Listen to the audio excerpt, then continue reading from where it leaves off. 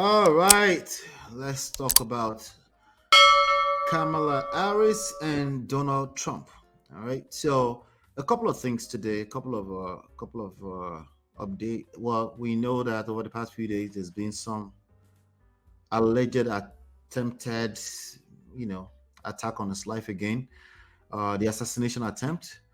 But there's other news here talking about he's leading in some battleground, about three battleground states.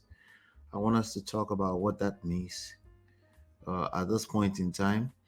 Um, then there's another thing about he rejected the invitation to a second debate. I want to get your opinion on what these three things and what they mean. Um, I think they asked Don Lemon what he thinks about the assassination attempt. He asked him to look in the mirror. Vicious, but yeah, that's what's going on today. Those are some of the top news about Kamala Harris and Donald Trump today. Last time I checked, he's rejected to come to a second debate. What does this mean? Is this disrespect? It's not just disrespectful; it's also cowardly on his part. Coward. Um, yeah, Okay. it's pure cowardice on his part. You know why? He was everywhere looking forward to having a match, On the first that one. mismatch with Joe Biden. The Okay, moment Joe Biden. Okay. a better mouth, a better brain, a better handle, a Mm-hmm. better heart gets on that stage, he begins to shy away from the microphone and the podium, and he knows that there is no trick in his bag anymore. That the American public um, would not want to shoot down at this moment. Hence, he would not want to show up. And remember, it's a futile attempt at putting a positive spin on his woeful performance during the last encounter this past uh, fortnight. So, I mean, the straight answer to what you asked is Yeah. that it was just being cowardly, number one. Number two is the fact that he does not have that staying power, doesn't have the brain power to stand the prosecutorial onslaught Mm-hmm. from Kamala Harris. That is number one. Number two, when people come around and they throw at us, American public, American voters, um, so-called opinion polls results, the one that is alleging that he seems to have gained ground in three So battle, to be clear, according to New York Times, right. he's leading in these three critical battleground states: Arizona, North Carolina, and Georgia. Go ahead. But well, I would beg to disagree. But these things are not also done with what's it called? We can't. I mean, we can be dismissive about their importance and how they help us to develop a kind of compass on understanding um, electoral patterns and trends, Hmm. who may likely emerge winner. I do not seek to rubbish the good works of posters, but what I'm telling you is that that cannot be on our. I mean, that cannot be our focus. And why I slightly disagree with all this, I take I take a cue from what Anderson Cooper of Right. CNN said while appearing on a late night show with um, what was the name of this guy? Late night show on CBS the other night.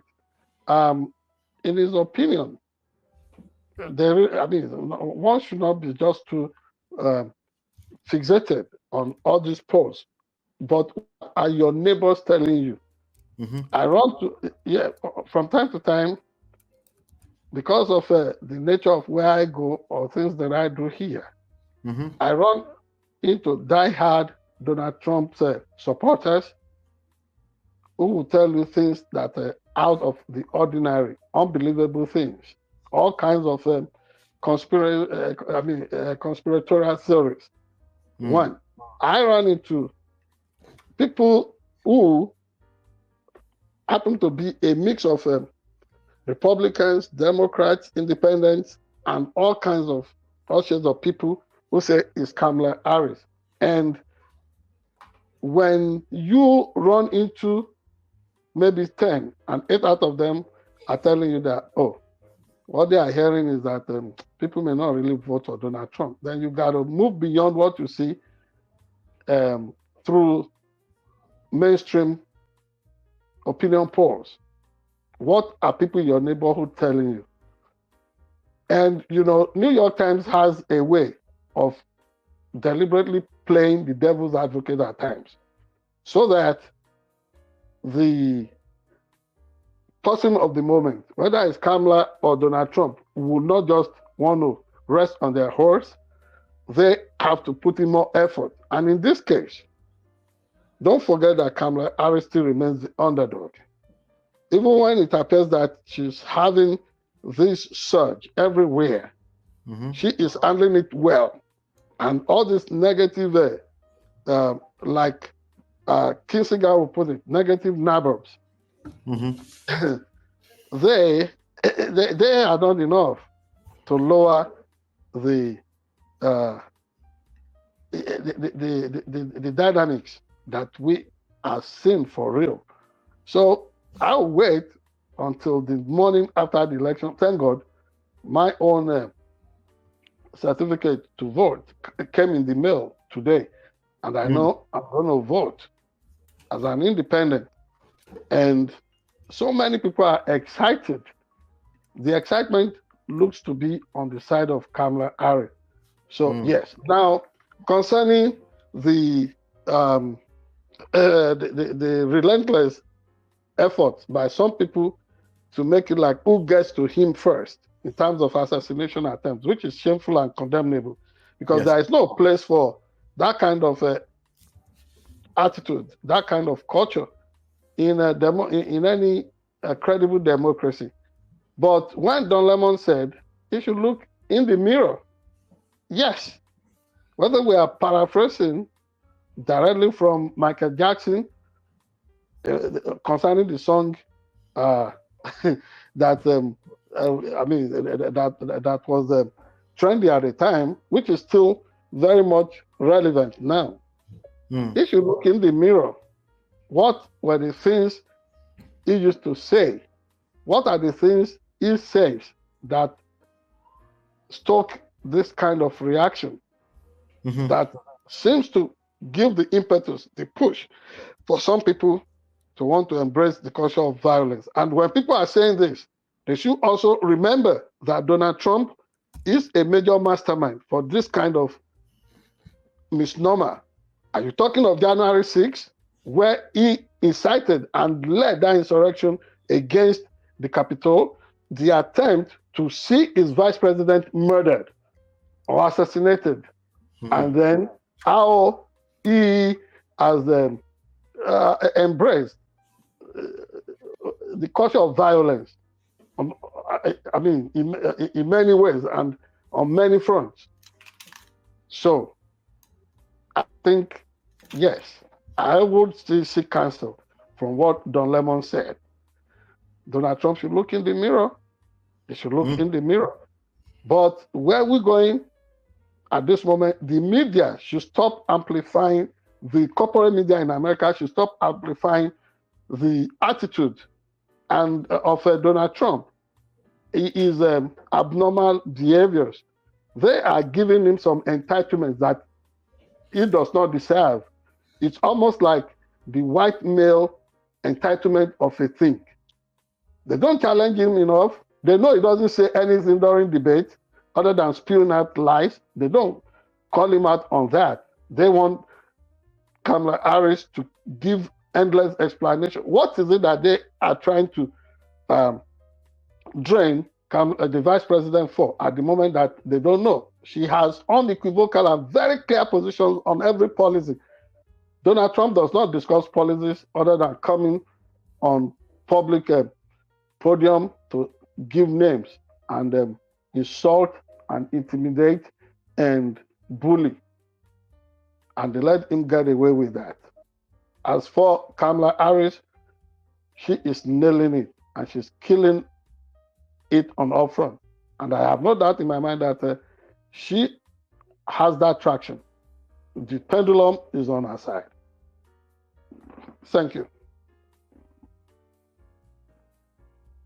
Hello?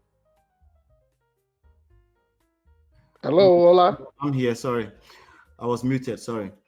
Unfortunately, not according to this New York Times poll.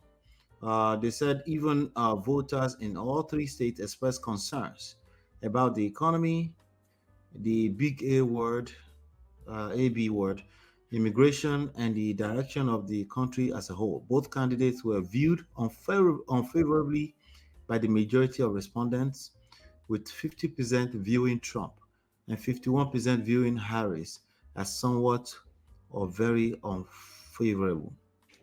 This is according to 713 voters in Arizona. How many days of the election now, How many days? 40. We have about 40 or so, 44, yeah. 44 or 43? About 40 something. Right. Yeah. Whatever. I'd rather wait because these people can put anybody's blood on the boil. The waiting game will soon be over, and then, like the color of a bright new day, all eyes will be so clear. That is it. I was having a conversation with a Caucasian man yesterday, right. And he was like, he just busted into laugh. He said it's like 2 little children just doing chihuahua to each other. That he can't wait till it's over. That he's hoping that there will be some kind of reset in terms of Americans' dignity after this election. But that swings more against Donald Trump. Have you spoken with anybody in his administration? Generals, politicians, appointees, bureaucrats, technocrats, all kinds of people. They thought he was that dealing with him, his presidency and his personality was like dealing with, babysitting an adult all those years. And it's not just fit for that office. So if America misjudges and they put him back in that office, well, the world is always fascinated. It's going to be rough. You said? I said it's going to get rough. Yes. If you are going to bring African worldview into this, on the Buruku Ijesha, on the Ijesha Feno, the Ijesha person would always want to promote and seem to like, what do you call it? These characters in movies that we call bad men in those days. Yes, they are always obsessed with that kind of personality. And I think that is, you said? The villain? Yeah, the villain or the bad man. So that is the fascination or the obsession of Americans with Donald Trump. It's just, they look at him for his he said he's more masculine, and he brings that masculine. That can you imagine Kamala Harris facing off with some of the strong world leaders like Putin? But wherever or whenever there had been an encounter between Trump and Putin and all these strong men, you see the way Donald Trump recalls like somebody, like a wimp around them. So thinking that he's been so strong, Kamala is even stronger when it comes to that. She parades a better credential in dealing with wannabe or real world dictators everywhere. And she exists for America's core idea and value of democracy. So I think some of those people are going by the fact that Donald Trump is 6'3" and Kamala Harris is only 5'4" in height. I think that's how Good for them. Good for them. Because I also know that I'm a bundle of 5, 5, 5, 5, 6 attitude. But you don't She's measure only this. 5'4". She's only 5'4", and Donald Trump is a full-blown 6'3" man, about 240 pounds. I don't know. I'm not sure about that part, but the that's what it looks like. That's what a lot of people. That Honestly, I've that heard is I've heard actual people say that out such loud. looming large frame doesn't make any difference when it comes to being. I mean, when it comes to empathy, when it comes to capabilities, when it comes to the mental stuff with which somebody leads. So Right. let people not come and barrage us with those irrelevances. Um, Yeah. After all, if you go into classical history and research, you find out that in China of gone by years, Mm-hmm. people who were in authority, people were not very tall in those days. That Mm-hmm. people are now beginning. I mean, are becoming so strong and very very tall, like like in the dimension we read of concerning Goliath in the Bible. That's always a misnomer. So it does not. It's got nothing to do with one's height. And some people may also be very short, like the late General Sani Abacha in Nigeria. He How was tall one was he? of the. Eh? How tall was he? Abacha was like a 5'6". So, but you saw the way he ran the country. He was not a very tall person. He ran the country into a hole. Babangida too was not very tall. No, I mean, this guy Babangida is was still short. alive. He's not very tall. Mm-hmm. So you know the stuff. I mean, it's not about height. No, no, I They know, say, yeah, yeah, yeah, I know it's not about height. I yeah, know. it's not about height. Mhm. People should just let us wait until the morning after this election, and then you know the true winner. Everybody is doing everything to manipulate the old stuff. This So, obsession with Donald Trump, when mhm. he comes and then he mutates to the full dictatorship and tyranny that they want him. I mean, they want of him.